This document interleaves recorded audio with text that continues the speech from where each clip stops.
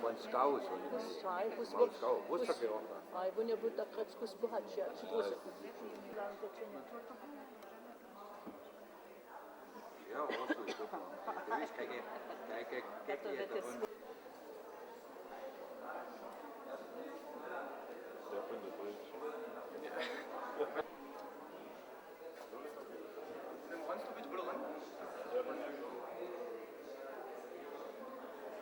Ja, nehmen wir mal die Brille.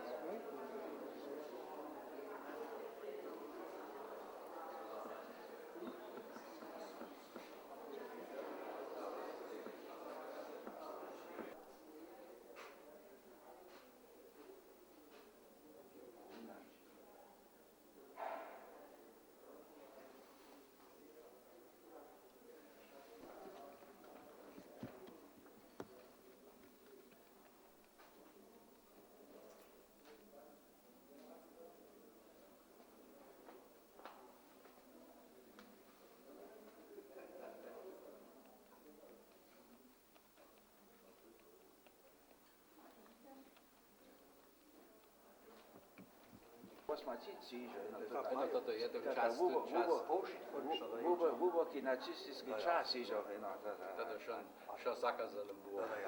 Wat is het daar net hier maar is tot daar redet gestaan. 6 jaar zelf toen dat daar was natuurlijk sowieso. Was het jo pizza. Is ja sledeći da te mucho meldu kiše v dažilje. Vele let skutko, no hat. Tam se to vidi samo jo. Die Nukleus, das muss wir reden nicht in so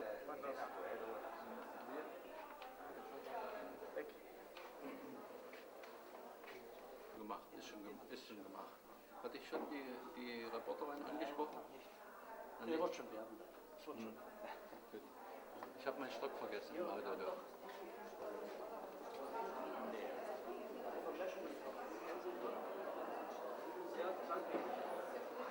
Ja še vem, ali je še v tak stil, da vidiš v tem poslač.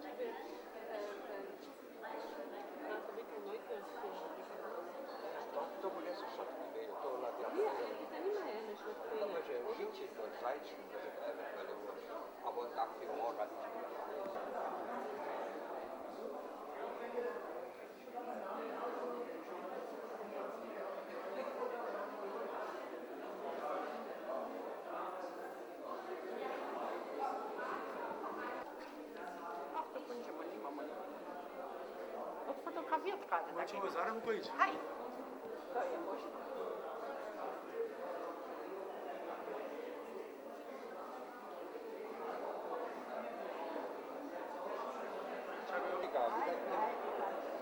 Zajmaj się te stare obrazy. A jo, ja si ho pýtal, alebo báčim, že tá kalba to je?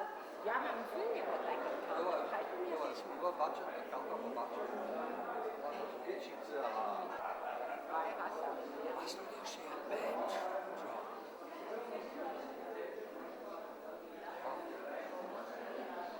Also ja mam... Ja mam tutaj.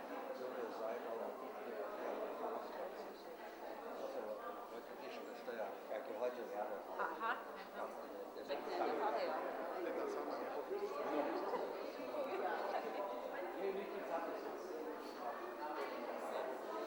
Naja.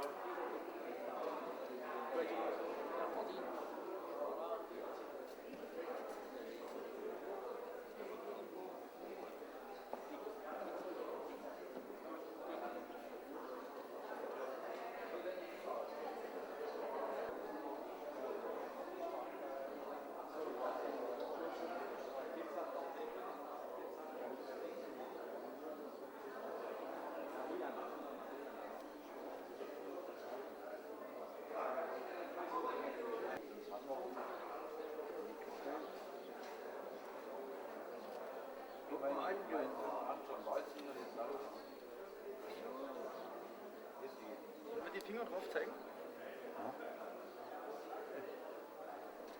Ein bisschen bewegen den Finger.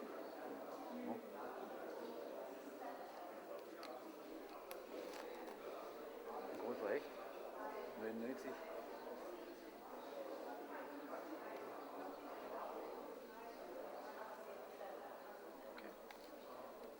So, und das zeige ich nochmal vorne her. Das ist okay. Und mal ein bisschen Blätter. Ja. So, das ist. Ein bisschen weiter rangehen mal mit dem Kopf noch. Ja.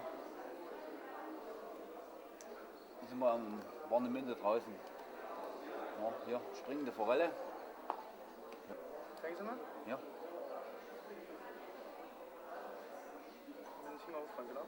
Ja. Super. So, und das ist eine 90er. 91 lang. Meerforelle.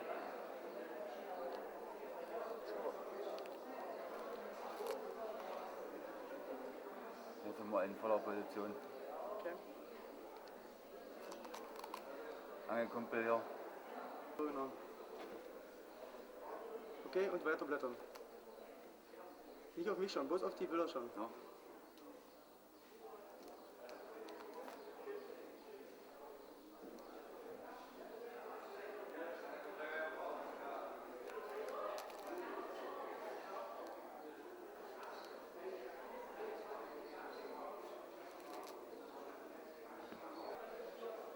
Motorboot, Schlüssel. Mal mit der Hand irgendwas zeigen. Ja, das ist voll. Ja, ein bisschen bewegen mit der Hand. Okay, und blättern.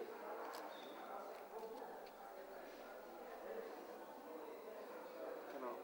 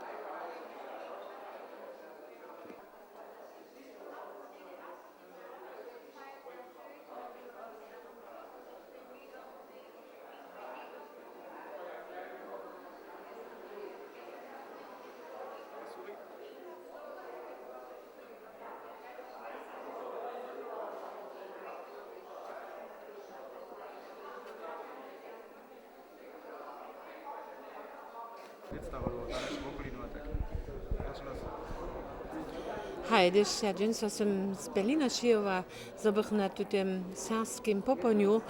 jeho wychodził podla była, som ja drumel, no podla do niedzielu som ja te światoczności w cyrkwi dożywiła, had poponiu ten cza, ten svedzinski cza, had się widzi ze skajke luboszczu, su se chodzi o ske ludzie, jo tu ten svedžim przygotowali, może nie na szkobuk szczaneć, chodzi o za mnie, ja na wulkotna wieska w Hornej Łużyce, cyrkie ze z tymi dwiema wyżomaj, jen symbol w Hornej Łużyce, a ja so nadziejem, że będzie tu ten składnocznik wiele ludzi używać, że bochu się ze stawi z nami tutaj rano domicila nasze Łużyce zabierali, a się nešto za przychoda ze tutaj chronologiki chodzi, a sobie zali. Super, genial.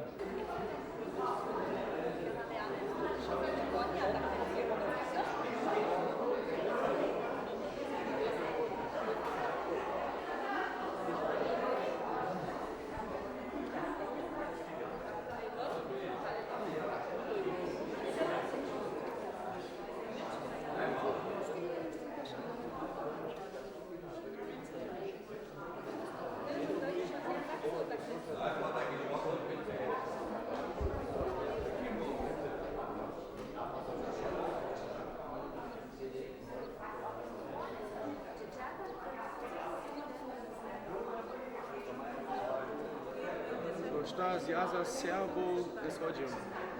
Z Hodžijom, no to se ja prvním reči dopomňu na biskupa Bena, na prvnie rozšírenie křesťanstva v našej okoline a zo je po takým vuniu odpovedne skutkoval a so v tutým nastupaniu po takým džival. A čo osobince niečo nejaký zvísk s Hodžijom? Z Hodžijom, ja som sa nieže 5 kilometrov vzdálený od Hodžija narodil v Haslovskej okoline a husto sme fakticky tu tež do Hodžija jezdili, sa to a tamne tež obstarali a potom, doby tež reč, v mladostných letách sme radi tež do Hodžija tu na reje jeli. A to je sa nám tola tež dosť spodobalo, jeli junu rune v Haslove, žádné reje byly nejsou. Okay, jutro na Jack. Ađulos. Došte vás jaza s Hodžijom a na Njolač? Potom sa ja dopomnil tež ešte na to, na tute kodojte palenie, keď však sa tu na osobité vášne koje leto převedú, kdež naše nemsko-srbské ľudové divadlo tu je odpovedný program a ja bych pravil, že my desatky tu stajne obdelíme potom, rade se obladáme tu program a potom tež, kak so niekto odpovedná kodojta, keď má stajne jedno odpovedné srbské meno, potom na tým veľkým Ščepovcu spali. A to sme tež, že naše celé přečestvo, že žoniny strony a tak dále, tu a naše deti a miestem tež, že naše nučky, všetky sú tu pobili a sa to obladali.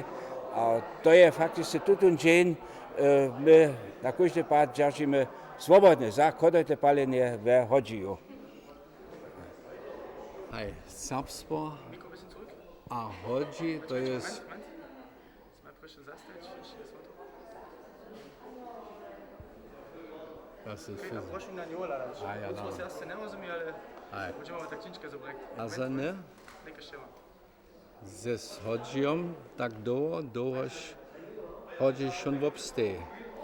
To vidíme ze staviznu, máme tu veľa znatých srbských predarjov, ki sú jo svoje dživo vykonali. A hakle v posledných 100 letách je sa to přemenilo. Kantor Liška, ki je k 800. Jubileu církve, jednu knihu napísal, písal, že tedy 3/4 bychu Serbia, 1/4 Němce.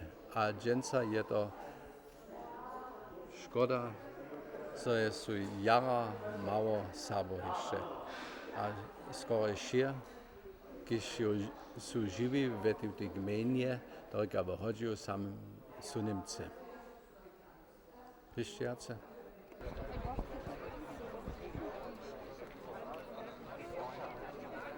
Ja.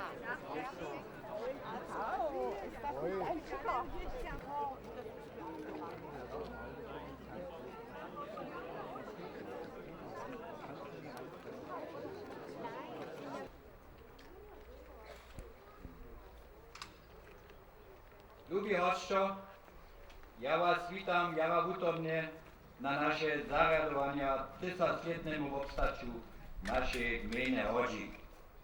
A na dnešním dniu chceme rozsvietiť Professora Schote tam mit dem Farskim domie. A potem idziemy do cyrkwy na wieczór w 7, a tam będzie serbska nutorność, a potem ten spielny koncert naszych serbskich chorów Budyszin, Delane a Hodzicki chor. Dženca witamy w osobie też naszych reprezentantów serbskiego żywienia na czole naszego przedsedu Jana Nuka. Ja rady witam. A všech drugich předsedów naszych serbskich towarstw, które są dzisiaj tutaj w obdziela. Też naszych katolskich a ewangelskich farerów na czole superintendenta Jana Malinka. Potom osoby też naszą zaposłańczu Zjazskiego Parlamenta a předsedku serbskiej przyrady Sakskiej Mariu Michałką.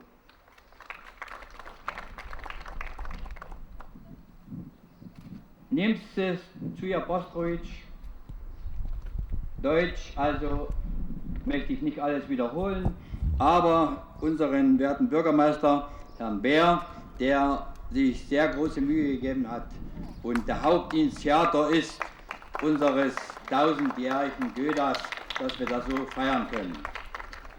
Und nicht zuletzt auch Herrn Bürgermeister Krause aus der Gemeinde Neukirch, wie zum Beispiel das Heimatmuseum. Auch die Bürger von Neukirch sind herzlich eingeladen zu unseren weiteren Veranstaltungen und herzlich begrüßt. Tuta nowa tafla. Župe Budyšin, Mačice Serbskie a Zjazka Serbskih spěvackých tovarstv, spěchované od naše serbskie záložby za serbski lud. Przy tutej składności chcę so też dziękować ugotowarie tafle firmy Hasec z Budyšina a osoby też swojby Schmittec, Miejczela tuto Domsku. Ein herzliches Dank also auch an die Familie Schmidt, die alles mit uns zusammen gestaltet hat, dass das möglich war. Herzlichen Dank. Netko zaspievam nam spievna trojka Nebelčice a potem Pieša patriana kniežička, jedvodna muži slubjena, jedvodnemu muži slubjena. A vodny muž tam przyjecha, dżęca budziesz moja niebieska, dżęca budziesz moja niebieska. Nawet z mojej pomocy, ona siedziała kwakasze, ona siedziała kwakasze. Ja chcę ci dać moskwawici, aj w plutinże, da musa podczas spadować, da musa podczas spadować. Lubi předsedo, vážení přítomní, meine verehrten Damen und Herren,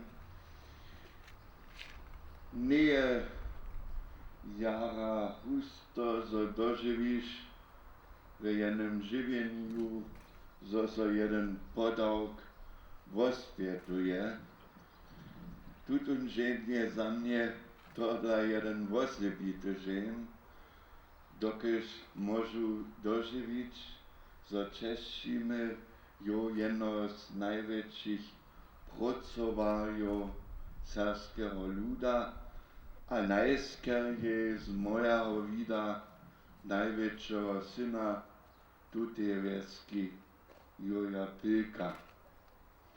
Tedom před, môžeme praviť, za vyše 28 letami sme tu tiež stali horstka serbských kultúrnikov, môže sa dopomniť na našeho tedonejšieho Nestora Jurja Vinaja, na Jana Handrika, Jana Kostka. Dr. Jan Rob je tedom na mojom miestne jole stal.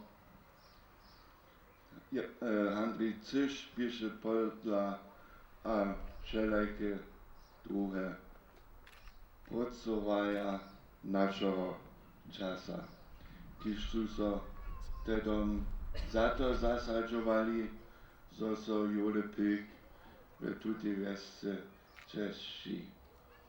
Jednoho dňa, ešte v NDR-ském času, nebyl, ja som ju nimo přišel, tá toplajaci k namakaniu a tohodla som ja na to myslil před nekak 2 letoma, je agilny môj přečel Jan Kidnerman podľa mňa byl a mi prajú, že sa v Rodziu so přirotuje na veľký podawk 1000-letného povstača a také mi prišlo do mysli snano by mohli jo kytro ambivalentny pomier s Pilkom v tutym związku zase narównać.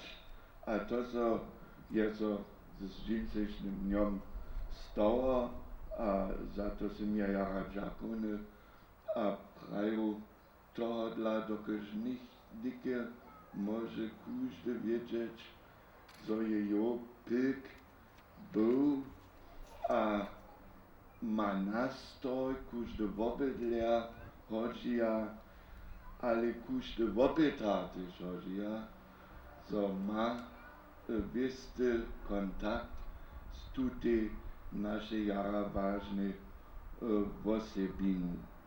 Ich habe gerade in sorbischer Sprache mal nachgedacht, dass wir vor 28 Jahren hier schon einmal gestanden haben und eine Tafel eingeweiht haben. Und das freut mich sehr, dass der heutige Tag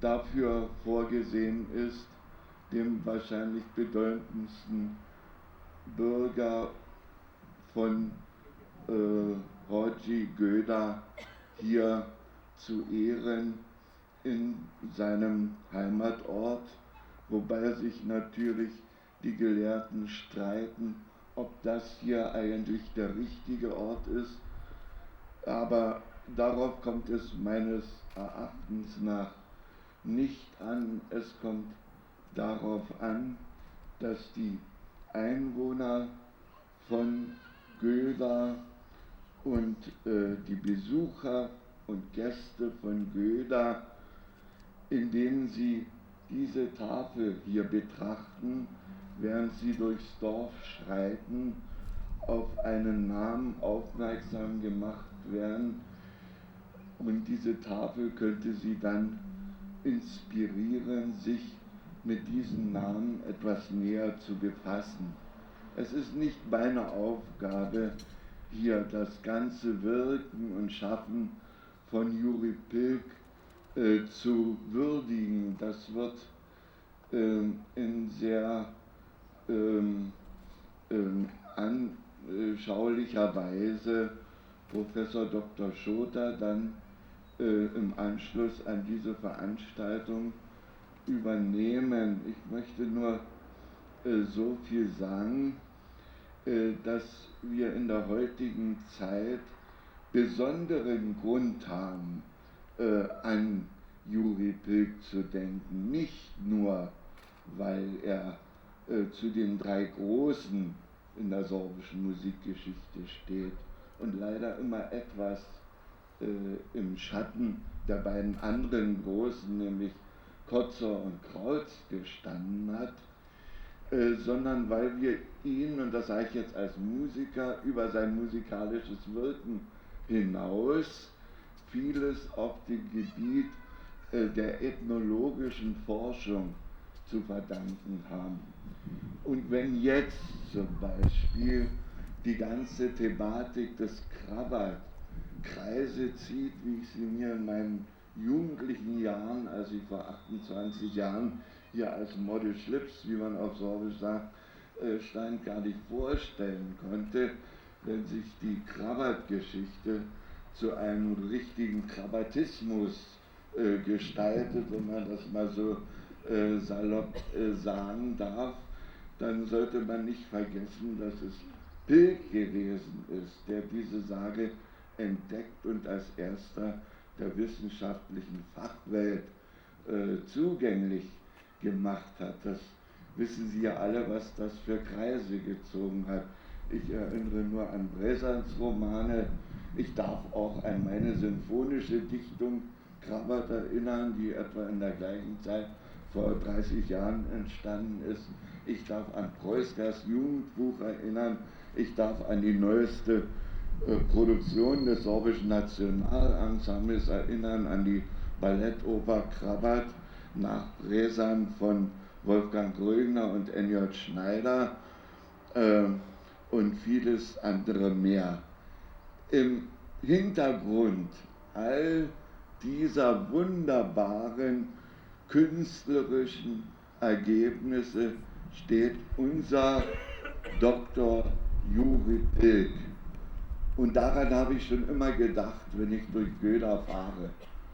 Und jeder, der jetzt hier vorbeikommt, kann daran denken, kann sich vielleicht mal ein Büchlein nehmen und kann nachschlagen, was dieser verdiente Sohn dieses Dörfchens geleistet hat. Und deshalb möchte ich nochmal als Musiker in aller Bescheidenheit sagen und danken auch an der Spitze dem Bürgermeister, der sich sofort dafür eingesetzt hat, dass die gewisse Ambivalenz, die ich eine Zeit lang gespürt hatte, wenn ich an Göda und Pilg dachte, dass die wohl nun zu einer guten und fruchtbringenden, ergebnisreichen, abschließenden Betrachtung gekommen ist.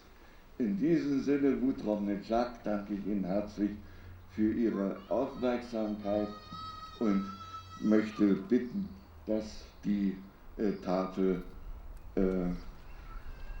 enthüllt wird. Danke.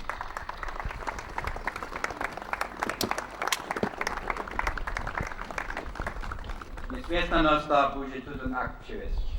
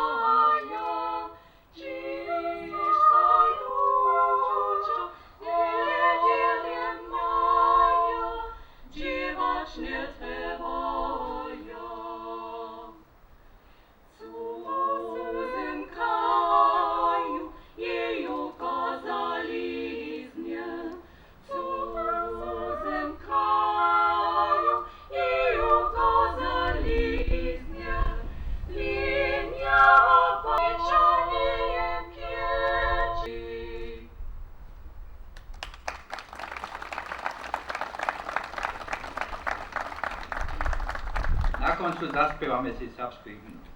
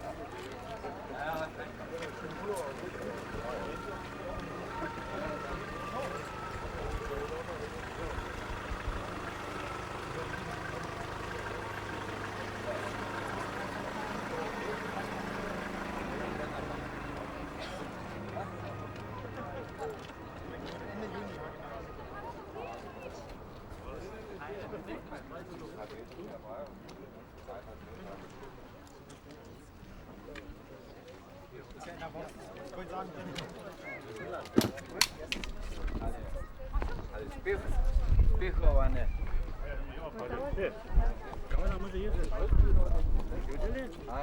I ona je.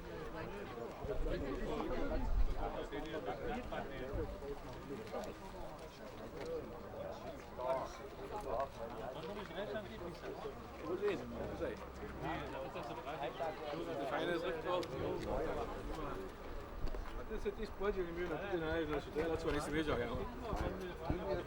Evo mi nalog je bio. Evo mi nalog je bio.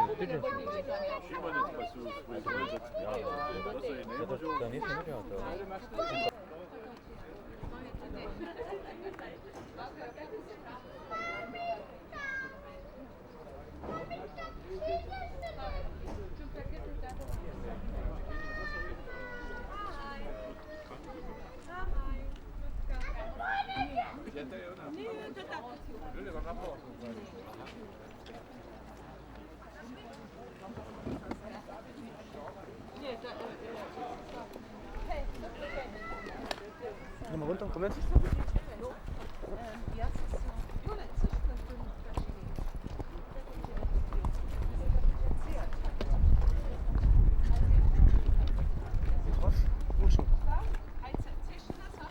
kommen wir schon. Okay. Tschüss.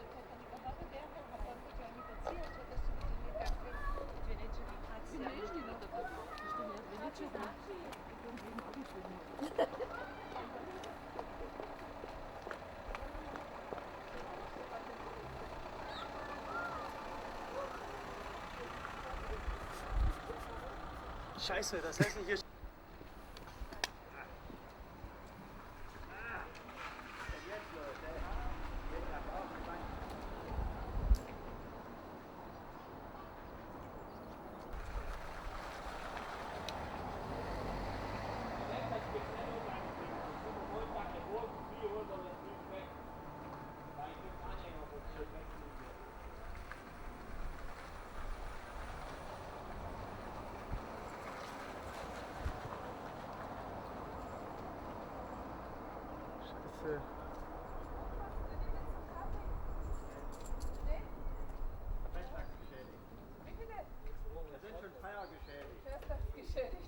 Also das bitte, Jo, ich kann überhaupt nicht mehr aus den Augen gucken. Ach, na, du bist ja lieb. Put moši jo, tako nimo.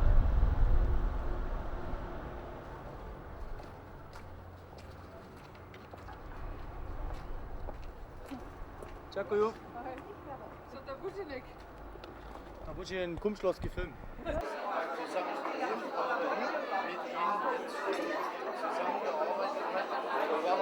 Ja? Wir haben zusammen studiert und zusammen gewohnt. Ja, das ist ein Problem. Das freut mich eigentlich, dass wir hier so mitmachen. Nee, das war ja mein Glück, dass er hierher gezogen ist. Und wir waren einmal auf dem Weg, lassen Läufen in Meißen, haben ihn mitgenommen. Aber ich habe jetzt gesagt, das gab es immer nicht. Ich habe gemerkt, so erzählt. Wir haben jetzt in unserer Fraktion eine Jackett. Eine Jackett.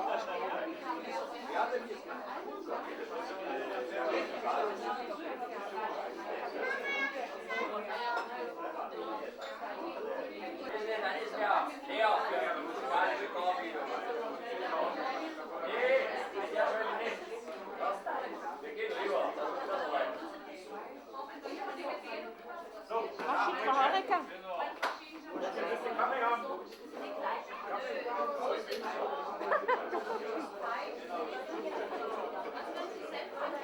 Doch, mit hin.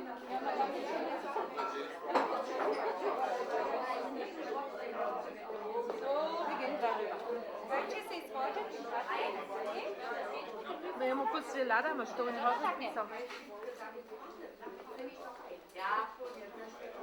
Das je na čipta, jo. Da bi mu ne reči motiv pokraneš.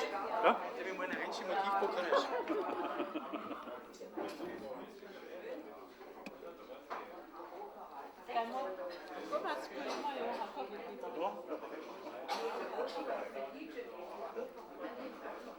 Druga bi to nalada.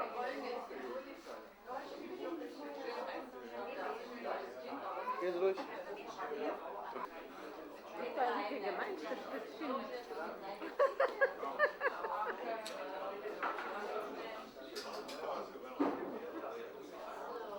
Michael, zit er bij BND, hè? Ja,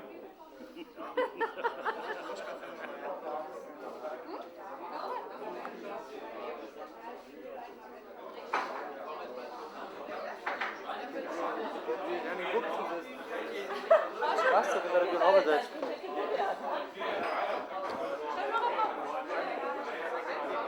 Ach so? Ja, dann wissen doch so, wo das da war. Aber dann jetzt gehen wir dann Brot über Brot. Ja, wem? Nie, wiesz, ich tam.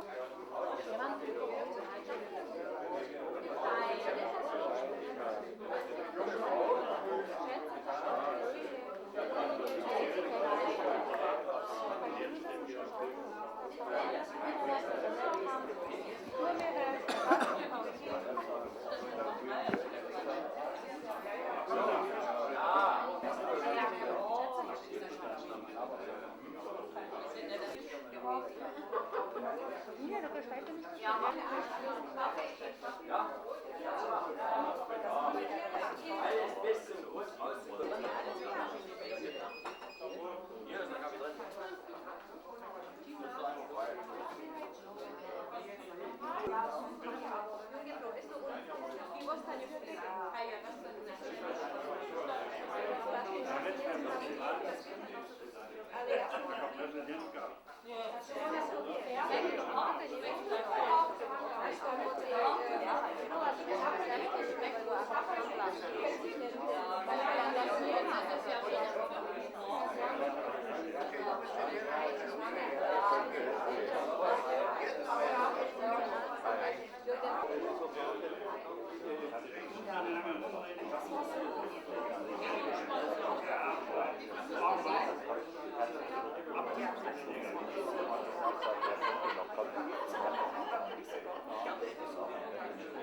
Das waren die auch hier oben drin und es ist schön, dass Sie hier alle jetzt gekommen sind.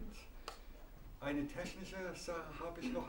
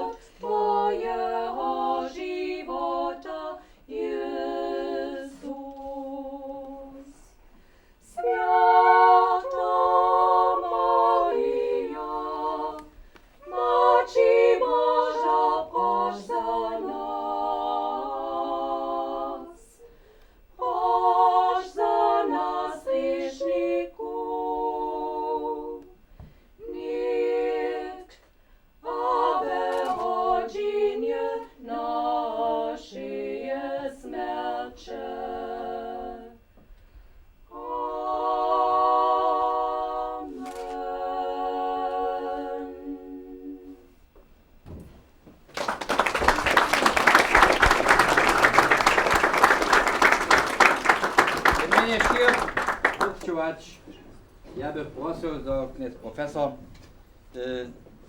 tun přednášk o Juriju, doktor Juriju Pilku Džerži. Ken Englisch ne pravi. Prošu Jara. Lubi Čečejo a Znači, a natürlich meine Damen und Herren. Počestić maso džensa, hižo so čestči celý čas.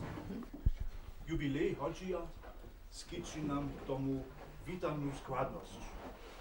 Přetož tu je so náš pracoval před skoro 150 letami narodil. Einer der großen Söhne des tausendjährigen Göda ist Juri oder Georg Pilk, der hier seine ersten Lebensjahre verbracht hat. Der spätere Lehrer, Musiker und Volkskundler wurde am 22. Mai 1858 in diesem geschichtsträchtigen Dorf geboren. Der Vater, der aus Lupa stammt, die Mutter entstammte einer eingedeutschten Bauzimmerfamilie. Pilks Vater konnte Sorbisch, die Mutter nicht. Also war die Sprache der evangelischen Eltern das Deutsche.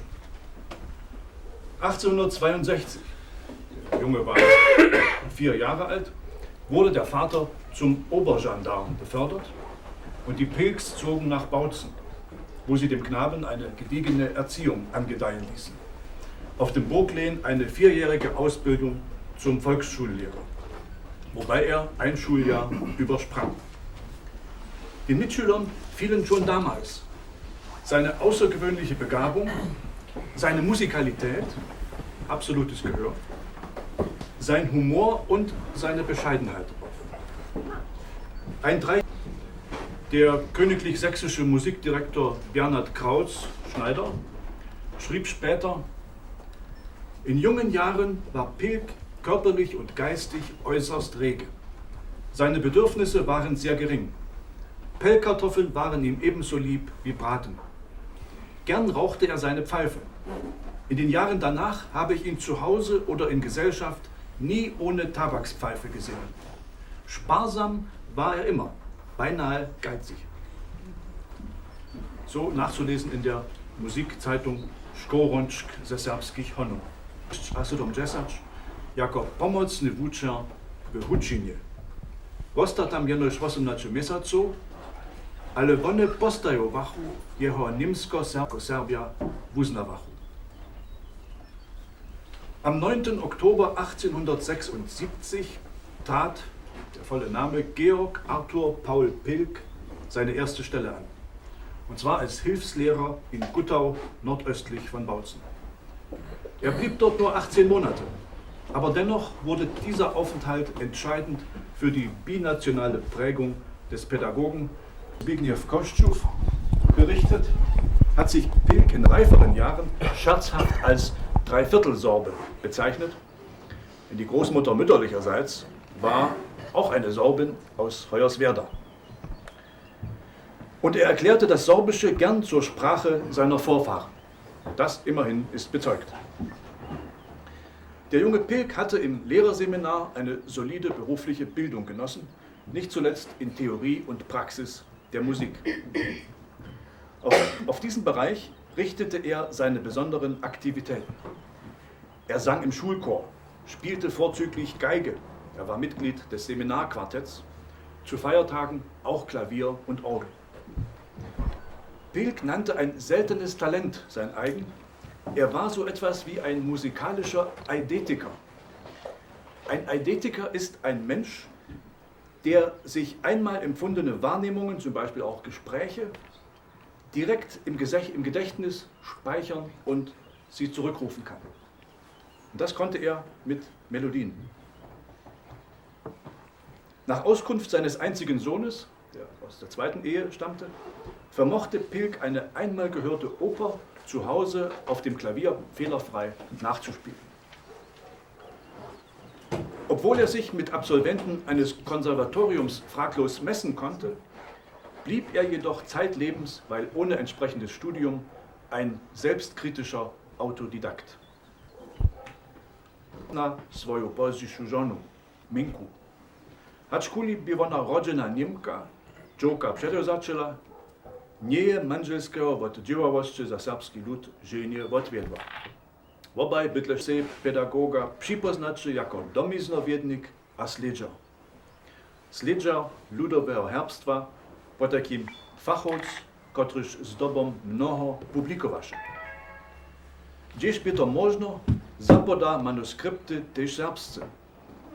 Jednu ze 4 mniejszych knihów zakitowaszy w 1890 jako Dissertation.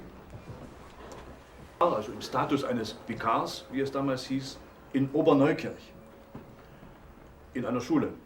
Und dort lernte er seine spätere Frau Wilhelmine Berthold kennen, deren Eltern am Ort eine Eisengießerei besaßen.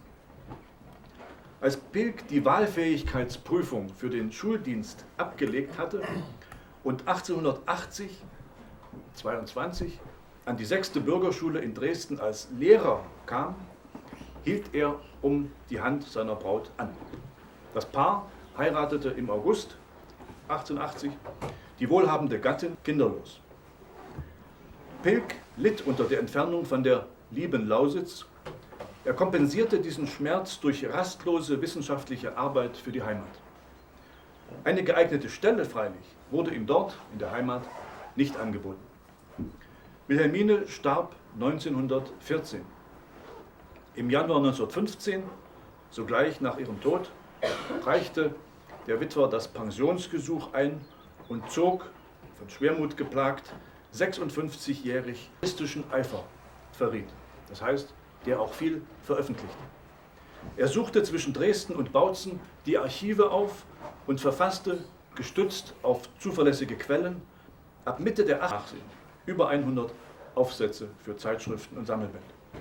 Überwiegend in deutscher Sprache, rund ein Dutzend immerhin auch in Sorbisch. Seine Themen fand er im Wesentlichen in der Oberlausitz, aber auch in der Umgebung von Dresden.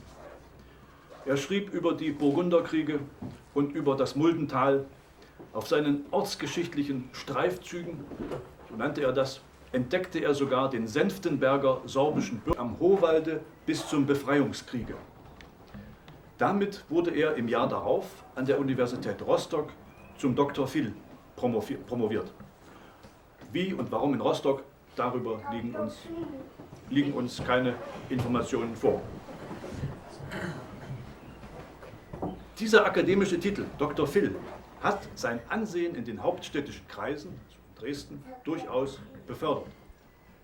Dr. Pilk war zu seinen besten Zeiten bei Vereinen und Kommissionen gefragt. Nach 1900 erledigte er für die Region Bautzen Zuarbeiten zum historischen Ortslexikon des Königreichs Sachsen und zugunsten der Sächsischen Kommission für Geschichte zu Leipzig.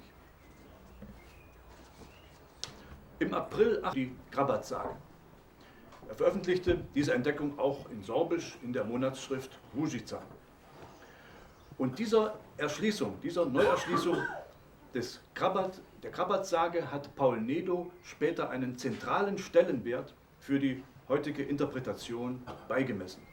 Des 20. Jahrhunderts als eine faustische Symbolfigur beschreiben konnte, um so die sorbische Geschichte in einen universellen Zusammenhang zu stellen.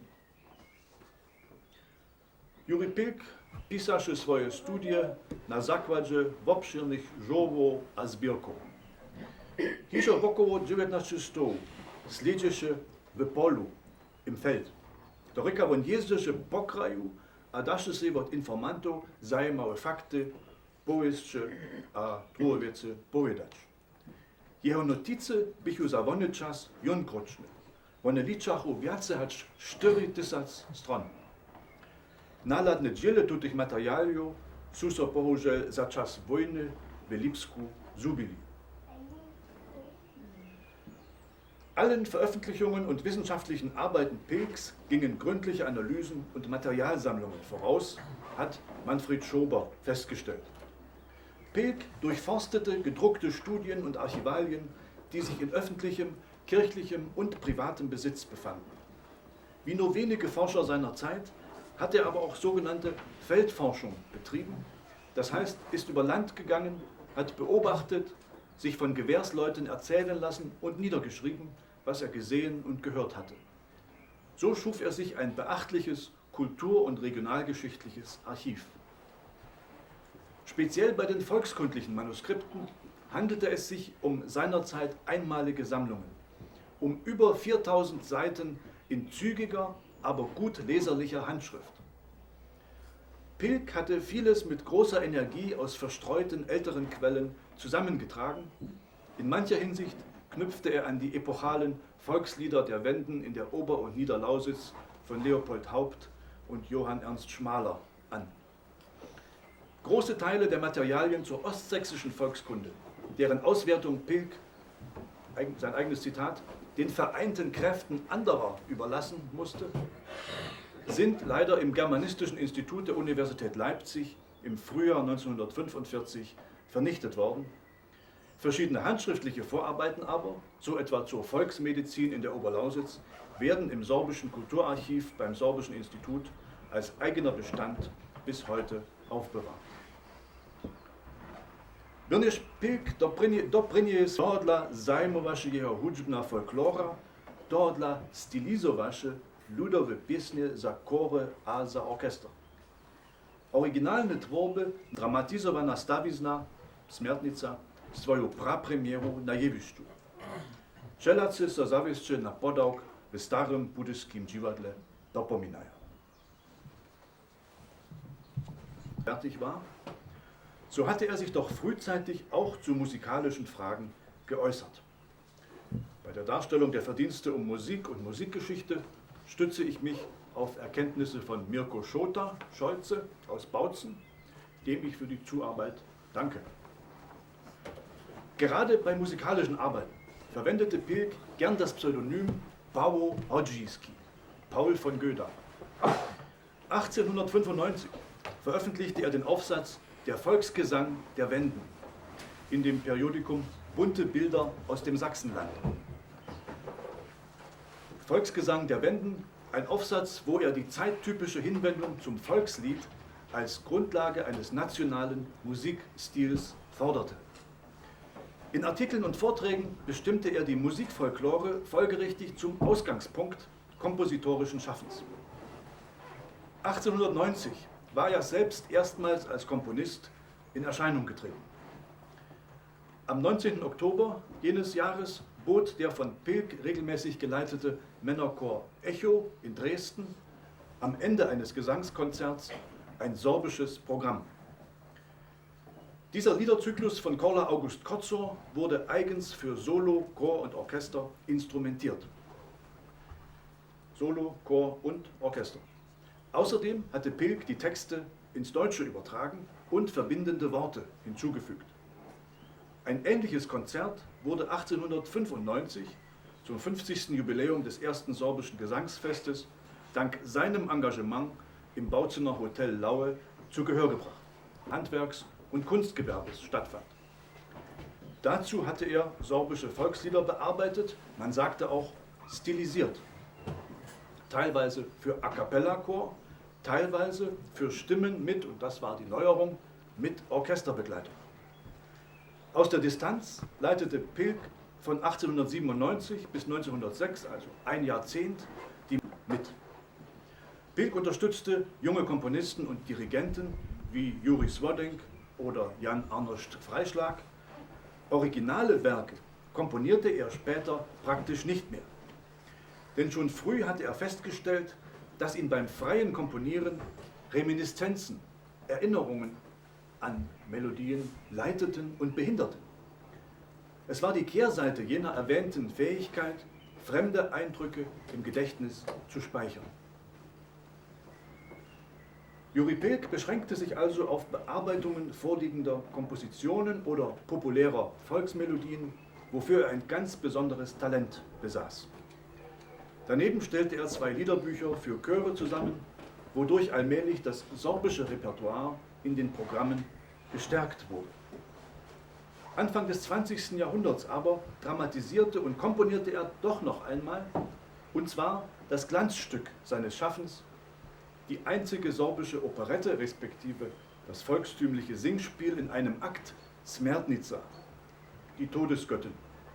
Nach einem Libretto des Bautzener Lehrers Jan Vela, Radeserb, vertonte er 1901 die Geschichte vom treulosen Burschen, dem die Geliebte um Mitternacht als Rachegöttin erscheint, um ihn zu bekehren.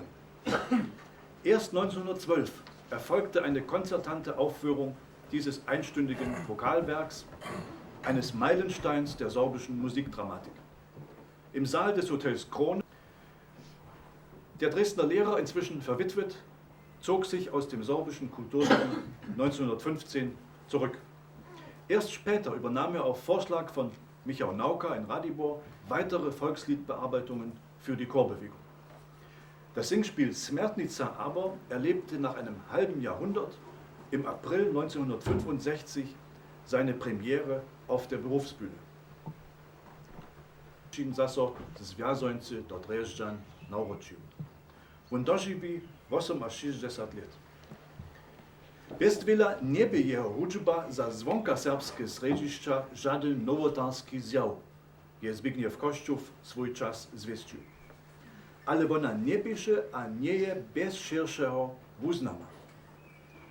Pilk byše nadareny wumiec stworiteľskej živku, on otevrí serbskému hudžbnému živeniu, vosebe chorovému hýbaniu, nové perspektívy. Ze svojimi krajowiednymi dziełami przekroczy Juri Pilk ewangelsko-serbski sydlenski rum, z któregoż pokażeše. Mimo Horniej Łużycy, obkieć bywaše na przykład też mišňanskie končiny. On zaprzyja hodnoty naszej domizny we większym przyrunowacym kontekście, a zdoby się zasłużby za cały region. Na Pilka dopomina z prawą dwuryczna pomiatna tafla, kotraż od dżęsniejszego zaso na jeho pozdatnym rodnym domie tu wychodził wisa. Vor genau 80 Jahren, am 21. April 1926, starb der stille Genius der sorbischen Musik, der erst kurz zuvor wieder in die Landeshauptstadt übergesiedelt war. Er wurde in Dresden-Tolkewitz bestattet. Das unvergängliche Verdienst Pilks besteht auch darin, dass er als erster das Orchester in unsere sorbische Musik eingeführt hat. Und zwar ein selbstbewusstes und ausdrucksstarkes Orchester. Dies hatte Bernhard Krautz in einem sehr persönlichen Nachruf festgestellt.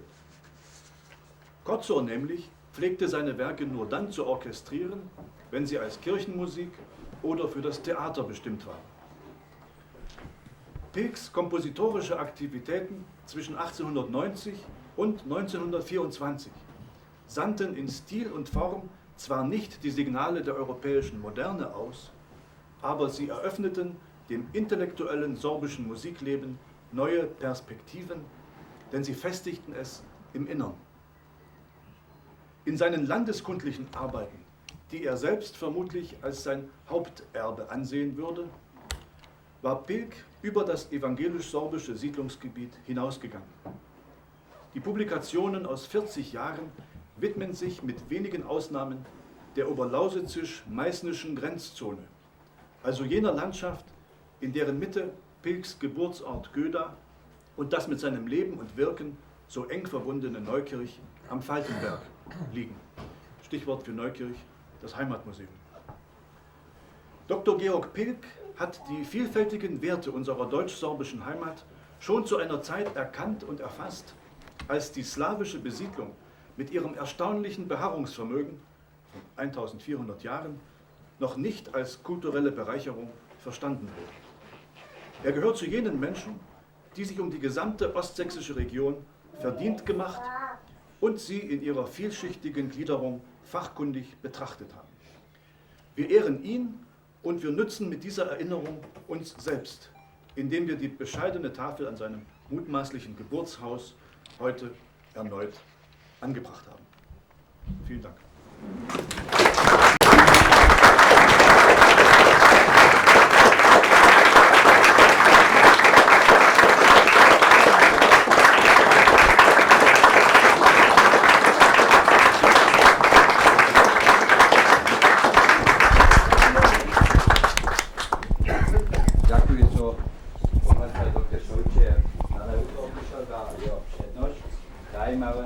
Zase ništo do naših mozov zaščipene z našeho bohatého kulturného herbstva.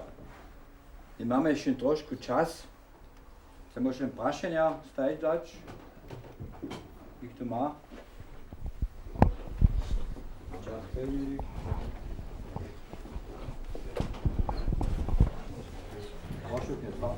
es möglich ist, würde ich noch einen Gruß aus Neukirch vortragen. Ich bin als Bürgermeister heute in Ihrer Mitte und freue mich sehr, den Anwesenden auch diesen Beitrag zu geben. In meiner Hand halte ich die neu aufgelegte Chronik, die Geschichte Neukirchs, verfasst von Juri Georg Pilk.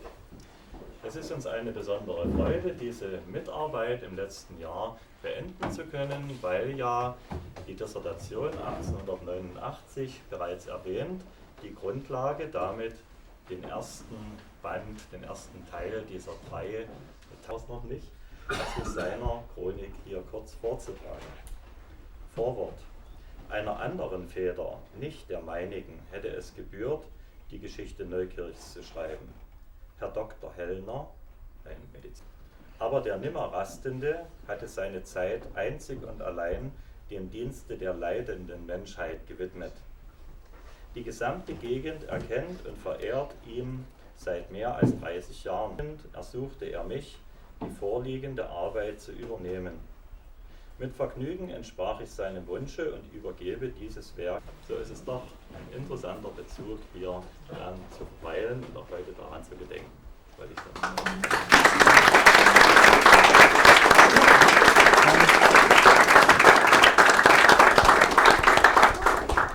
Danke für diese Worte auch, Herrn Erbe, doch auch in die Kreise der deutschen Bevölkerung eingehen. Und das sollte man sich immer wieder vor Augen führen, welche reiche gemeinsame Geschichte wir haben und welche reich wirkende Menschen dafür gewirkt haben. Dankeschön.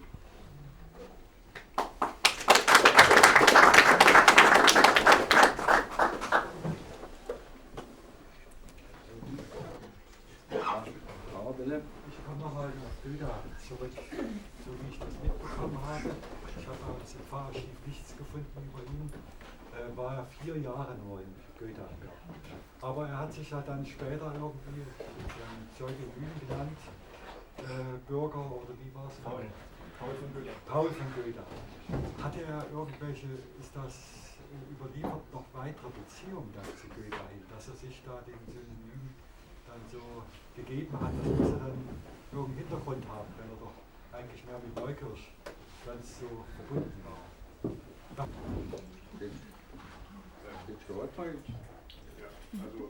Ich kann zumindest mitteilen, dass bei meinen Nachforschungen darüber auch nichts zu finden ist. Zu finden war.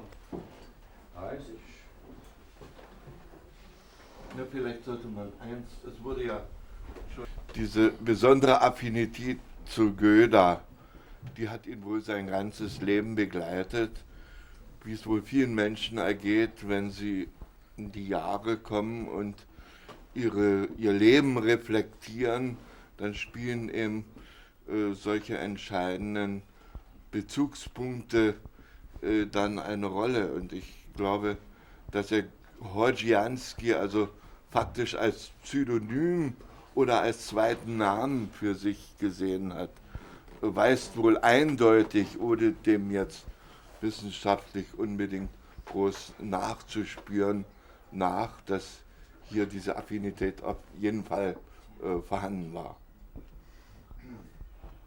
Das ist ewig. Das ist die Kindheit, die ersten Jahre. Und er hat das sein ganzes Leben mitgeprägt und reflektiert. Also, wie ich es sehe, hat er dieses Pseudonym Paul Hodži, findet man auch die Bemerkung, auch unter dem, die Komposition Smerdnica hat er drunter geschrieben, Paul Hodžický. Und das war ja gerade der Bereich, der musikalische Bereich war der ihn mit den Sorben verband, wo er für die Sorben ein Prozoar wurde. Viel stärker als bei Volkskunde oder Geschichte, die gesamtsächsisch, im gesamtsächsischen Kontext entstanden und publiziert worden ist. Deswegen, und das ist vielleicht auch eine interessante Bemerkung, man könnte noch was eventuell heraus oder hinein interpretieren, muss man sagen, diesen sorbischen Bereich seines Schaffens hat er mit dem sorbischen Pseudonym und das eben abgeleitet von seinem Geburtsort Goethe bedacht. Während sonst in den normalen Veröffentlichungen, wie in diesem wendischen Faust, ganz einfach Georg Pilk drüber steht. Und insofern auch eine Erkenntnis, glaube ich, die uns zumindest zeigt, dass er dieser Mann mit den beiden Gesichtern gewesen ist. Das eine Gesicht, der sorbische Komponist und Volksliedbearbeiter, und das andere Gesicht ist der deutsche oder sächsische Volkskundler und Historiker, der auch mit Leuten in Leipzig und Dresden eng zusammengearbeitet hat. Und dort eben wahrscheinlich möglicherweise, wo die sorbische Herkunft auch keine Rolle gespielt hat. Eine Verbindung hatte und dadurch auch diese Verbindung zu Goethe. Aber ich habe jetzt das bisher noch nicht gesehen, aber das könnte man ja vielleicht noch mal weiter erforschen, ob es da irgendwelche Verbindungen gibt. Und benannten gleichzeitig auch Michael Nauka. Wenn ich mich entsinne, als ich mich mit dem Sokol besonders beschäftigt habe, war das in den 20 war das die erste Zeit damals, wo er sich mit dieser orchestralen Sache beschäftigt hat, oder war das vorher? Die Erkenntnis, die Tatsache trifft zu, aber warum das so gewesen ist, da würde ich doch mein alter Ego Mirko Scholze fragen wollen. Pilk hat schon, wie gesagt, 1890 mit der Orchestrierung von dem Kotzerschen Zyklus angefangen, Orchester reinzubringen, allerdings damals noch in Dresden. Und danach haben sich, also ab 1890 oder also 95, dann hat er dann auch im sorbischen Kulturleben das Orchester mitbenutzt. Kotzer war eigentlich der Meinung, dass in den Gesangsfesten aus alter Tradition ohne Orchester durchgeführt werden müssen oder sollen oder wie auch immer, von 1886 mit Orchester aufgetreten sind. Das heißt, hier ist eine Parallelentwicklung, die aber dank Begus eine sorbische Richtung bekam. Das heißt, von dieser Zeit an dramatisiert er im Prinzip das sorbische Volkslied, also teilweise, es gibt ja genug erhaltene Sachen für Chor, Soli und Orchester, je nachdem, was es hergibt. Und die 20, wo dann Michael Nauka Juri Pilk wieder aktiviert hat. Allerdings, und hier kommt es dazu, die weiter, außer einem an den damaligen Vorsitzenden der Mačica 1911, Jan Paul Šižan, Pfarrer hier, der, wo er sich bedankt, dass nun die Mačica sich vorgenommen hat, doch die Operette aufzuführen. Und danach kam es zu einem gewissen Eklat und seitdem nicht mehr. Also von sorbischerseits liefen Bemühungen, das Grab unter Denkmalschutz zu stellen. Aber wem gehört ein Grab, wo keine Verwandtschaft mehr da ist? Das ist ein schweres Problem für die Friedhöfe. Und da laufen immer wieder Korrespondenzen. Ich weiß nicht, ob Herr Buschanski weiß, ob das jetzt inzwischen geklärt ist oder das läuft. Wenigstens ist dort in Dresden eines der wenigen Denkmäler, die auf die sorbische Geschichte hinweisen, ist dieses Grab des Mannes, was noch bis heute dort Volkewitz erhalten ist. Entschuldigung, Serbski oder Rimski, ich hätte so bestimmt hat die Patenschaft über das Grab übernommen und fährt ein- oder zweimal im Jahr hin und pflegt das Grab. Es ist unter Denkmalschutz.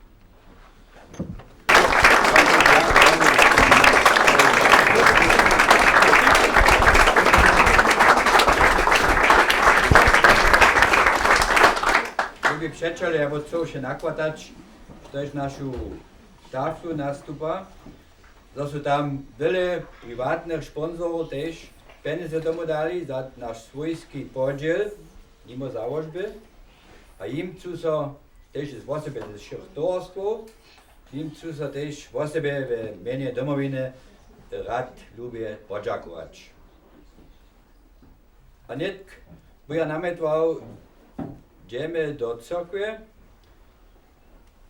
sedmich je tam predviđane ta nutornosť, napo 8 tom koncert, ale ve Votarinišću je crke jednu osobitu ustajnicu, što iz crke nastupa, a tež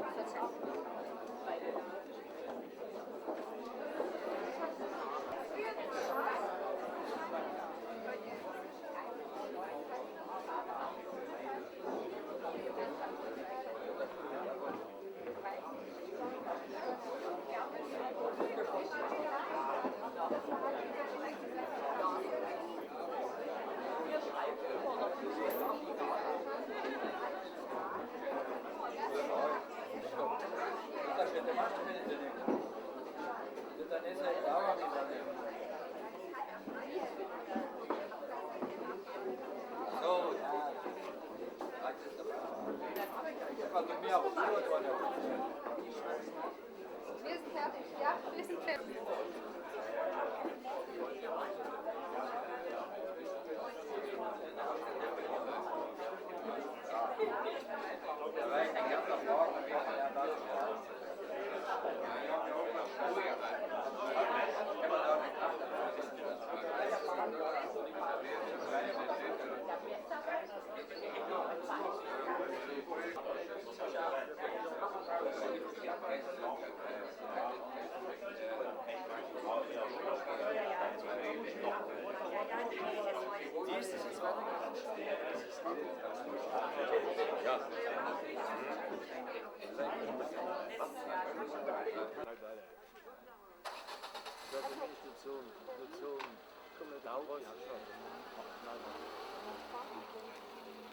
nie, bo to jest ja ono spraw, bo to jest ono na przykład. To jest też może. Ludwig halt so ein Transfer. Automatik das sauber, ne? Automatik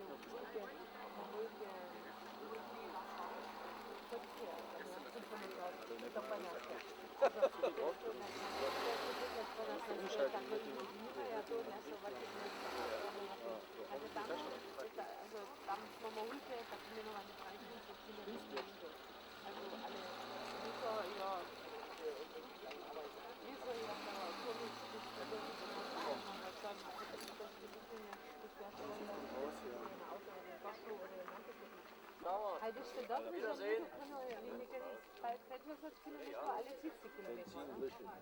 Tam do Modzie, to jest. Потом потом ще по-бичі дома, а така...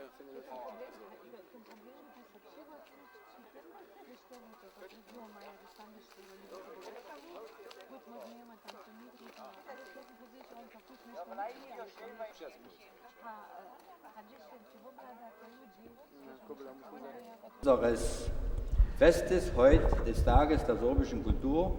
Wir sind am letzten Abschnitt und zu Ihnen werden jetzt singen unsere sorbischen Chöre Budischin und der Männerchor Delane und auch der Männerchor Göder, der sich leider heute von Ihnen verabschiedet und letztmalig vor uns singt. Viel Freude an den Darbietungen. Beschwere.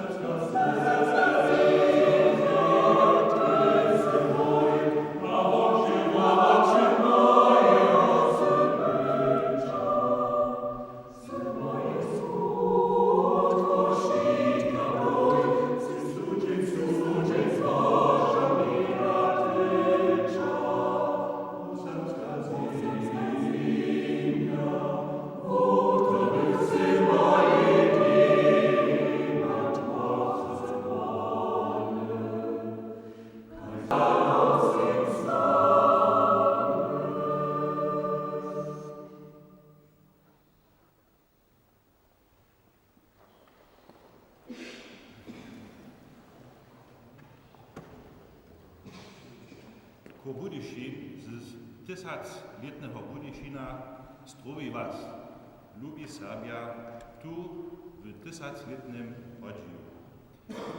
Na stawizny posledních 1000 let mamy my Serbia dreje swojski wid, ale przeco je nam serbska zemia była droha a luba.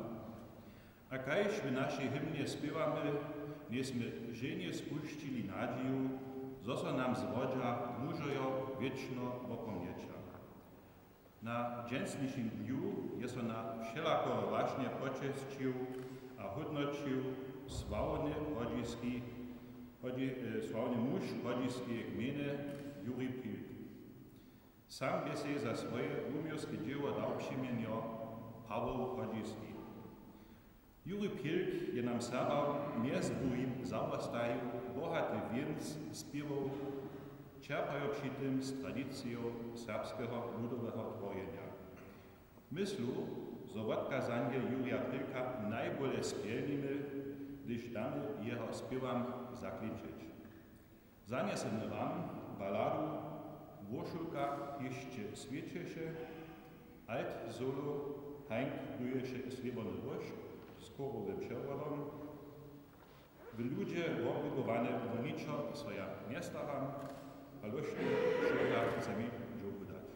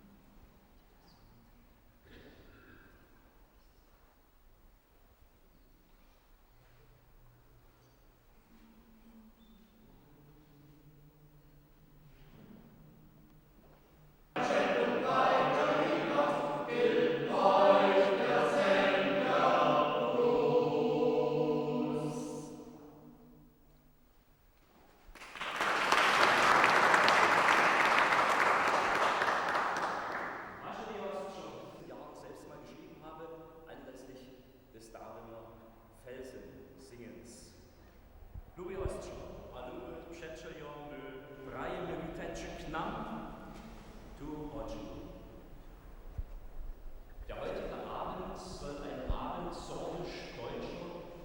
deutsch-sornischer Gemeinsamkeit anlässlich unseres 1000-jährigen Goethers sein und dies auch ganz im Sinne unseres bedeutenden Pädagogen, Historikers und Komponisten Juri Pilk, der vor 148 Jahren hier in Göda geboren wurde, unweit dieser schönen, ehrwürdigen Stätte. Und er hat uns wertvolles musikalisches Gut hinterlassen, dessen Ideen primär aus dem Volk und seinem Schaffen insgesamt geschöpft wurden. Lassen Sie nun die Gödaer Männer musikalisch weiter zu Wort kommen mit einem kleinen volkstümlichen musikalischen Querschnitt unseres Repertoires. Hören Sie die Bergfackelhunden, wenn wir erklimmen, schwindelnde Höhen und wo Hügel und Berge von Wäldern und Säulen zu oder kurz auch genannt Lausitzer Granitlied. Wir wollen uns heute natürlich in ganz volkstümlicher Weise präsentieren, wie das über die vielen Jahre auch immer unser Sinn war, und ich hoffe, dass wir Ihnen damit noch Freude heute Abend bereiten. Hören Sie wieder selbst.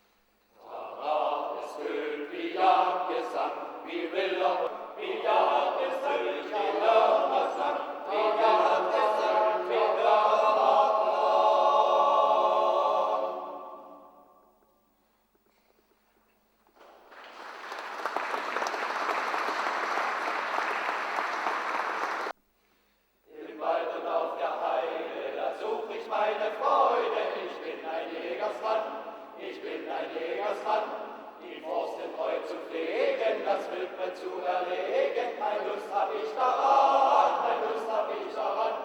Ali, hallo, ein Lust hab ich daran. Ali, hallo, ein Lust hab ich daran. Trag ich in meiner Tasche ein Trinklein in der Flasche, 2 bisschen Liebesbrot, 2 bisschen Liebesbrot. Brennt lustig meine Pfeife, wenn ich den Forst durchstreife, da hat es keine Not, da hat es keine Not. Ali, hallo, da hat es keine Not. Ali, hallo, da hat es keine Not.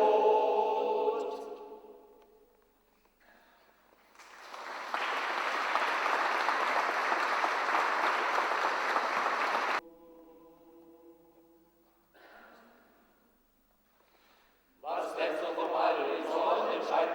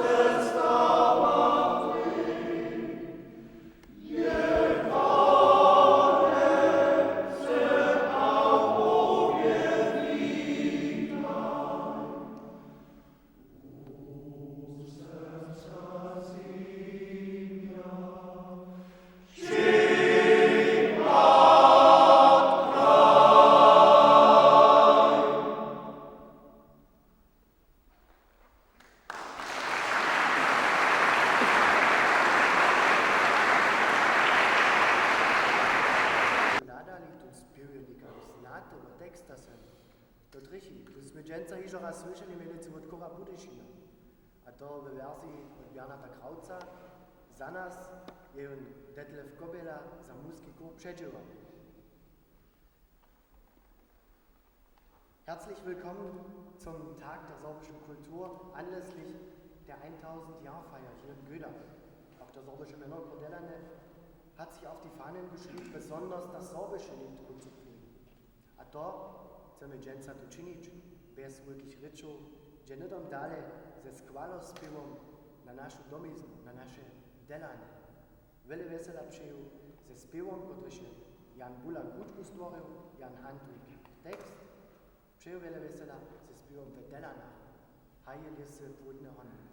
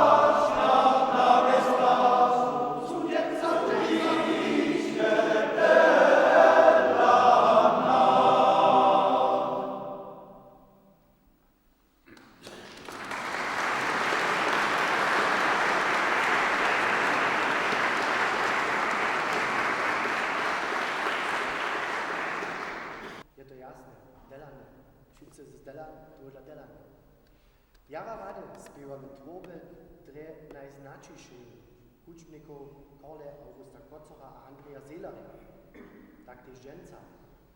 Zaniesemy